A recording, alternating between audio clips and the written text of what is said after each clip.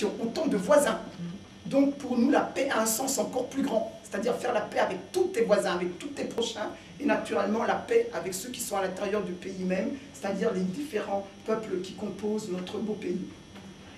Alors forcément, il va falloir, comme j'ai dit tout à l'heure, éduquer, mais éduquer, ce n'est pas seulement instruire, ce n'est pas seulement les enfants, et comme vous l'avez très bien souhaité, puisque vous avez commencé carrément par les mères, c'est-à-dire des adultes, ben, éduquer les adultes. Et puis, tout enfant se forme et on s'éduque tout le long de la vie, donc la formation continue. Et cette formation peut commencer du berceau jusqu'à sa mort. Donc, vous avez initié comment on appelle ça, des activités, peut-être manuelles. Et alors, je suis vraiment très heureuse parce qu'au moment où on parle beaucoup de l'apprentissage, vous avez touché souvent le cerveau, la main n'est que le prolongement du cerveau.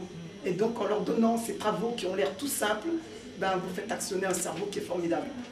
Et comme elles peuvent se vêtir, j'ai trouvé ça vraiment très bien.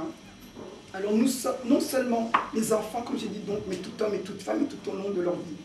La capacité de décider et d'agir, vous en avez parlé aussi, parce que vouloir, on dit souvent c'est pouvoir, mais enfin, le pouvoir, il a besoin aussi d'être un petit peu activé. Donc la capacité de décider et d'agir, donc d'entrer au pouvoir, est directement liée au libre arbitre.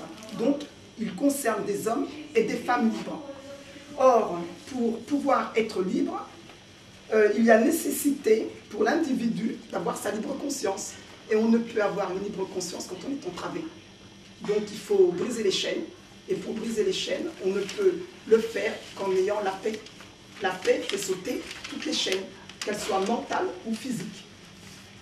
Et donc une femme et un homme libre peut à ce moment-là s'impliquer dans la construction, la reconstruction de l'être, dans la reconstruction de son pays. C'est pour ça que je disais, et vous l'avez très bien dit, que vous ne voulez pas un pouvoir. Les femmes de paix, les femmes actrices de paix, je l'ai bien constaté, vous ne voulez pas le pouvoir pour le pouvoir, ce qui veut dire la puissance, l'hégémonie. Vous voulez par contre un pouvoir qui soit actif et un pouvoir dans l'action. Alors, ici, je me fais le relais de certaines femmes qui sont réunies, parce qu'au jour d'aujourd'hui, d'autres femmes, dans le 18e, à côté de nous, dans une autre association, sont en train de militer pour la journée de la femme, et elles m'ont dit, lorsque tu iras là-bas, nous ne voulons plus de discours. J'ai dit, je vous comprends. Nous voulons de l'action. Je lui ai dit, t'inquiète pas, je vais te le dire, les femmes qui sont actrices de la paix sont dans la, comme on dit, dans le concret le plus possible. Et vos actions, heureusement vous nous avez passé ces films, nous le montrent. Et il est affligeant, je le dis aujourd'hui, il est vraiment affligeant, et je peux vous assurer que cette phrase, je l'ai pesée avant de le dire, et il y a deux mots, deux adjectifs que je vais dire, mais que j'utilise rarement, mais très rarement dans ma vie. Il est affligeant, et je souhaite vraiment que plus jamais une mère, je dis bien, blanche, vous mettez entre parenthèses et vous effacez, parce que moi une mère n'a pas de couleur, pleure son fils mort, et qu'une mère noire, vous effacez encore une fois ce mot, craigne pour la vie de son fils actuellement. Vous voyez à quoi je fais allusion. Et pour nous qui représentons ici la diaspora, puisque je vois et je constate, et ça me fait plaisir, qu'en réalité, les femmes actives ont démarré d'ici. Et moi qui craignais qu'il n'y ait point de jonction, moi qui crains qu'il n'y ait pas de transmission, qu'il n'y ait pas de pont, de passage entre la diaspora et ceux qui sont restés au pays, je vois qu'avec votre activité, avec vos actions, avec la paix que vous voulez, vous arrivez à faire les ponts. Et votre travail fait que, étant venu ici, pour trouver une certaine quiétude, parce que quelqu'un n'émigre pas de sa propre volonté, on est quand même bien sur la terre dans laquelle on est. On est quand même bien avec ses racines, on est quand même bien d'avoir son oncle, sa tante, d'avoir ses frères, de manger une nourriture qui vous correspond.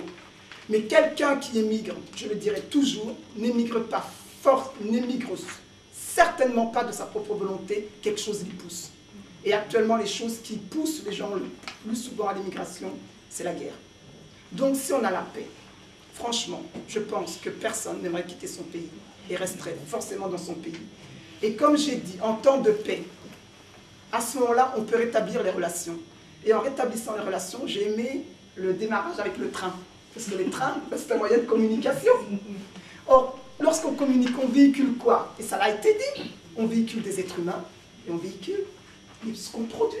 Il le disait, nous sommes serrés comme des sardines. D'ailleurs, c'est les femmes qui travaillent, c'est elles. On voyait la nourriture qui rentrait. Donc, on voit bien que le pays est riche, qu'on peut manger. Mais il faut amener cette nourriture partout. Et cette nourriture ne peut pas être amenée, acheminée dans le pays et même nourrir au-delà du pays. Parce que visiblement, c'est un pays riche. C'est un pays qui a de l'eau, qui a de quoi nourrir, d'être généreux même avec ses voisins, même généreux avec l'humanité.